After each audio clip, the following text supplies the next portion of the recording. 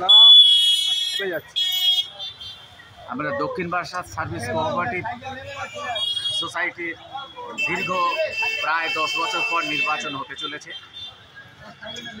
আমরা দীর্ঘদিন ধরেই কোঅপারেটিভ সেই 1976 সাল থেকে একদম জিরো থেকে আজকের এই জায়গায় হিরো এই জায়গায় পৌঁছে গেছে।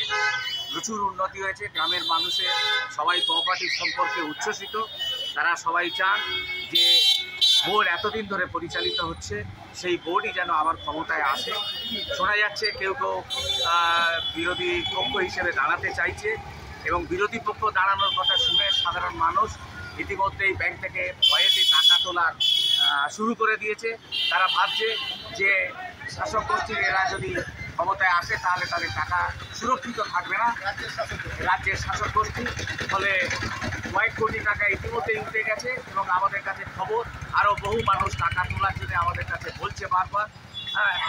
এইরকম একটা অবস্থায় আমরা সমস্ত স্তরের মানুষের কাছে আবেদন করছি, দক্ষিণ Barasat service cooperative society limited যারা দীর্ঘদিন ধরে পরিচালনা করছে, সুষ্ঠুভাবে পরিচালনা করছে, রেশন বিভাগ থেকে আরম্ভ করে বহু বিভাগ, এবং সাধারণ মানুষ আজ পর্যন্ত তার বিরুদ্ধে কোনো আঙুল তুলতে পারেনি, সেই কোঅপারেটিভ সোসাইটি আবার সেই আগে যারা পরিচালনা করছে সেই সমিতি আবার নির্বাচনে আসুক, এই আহ্বান আমি সর্বস্তরের মানুষের কাছে রাখবো।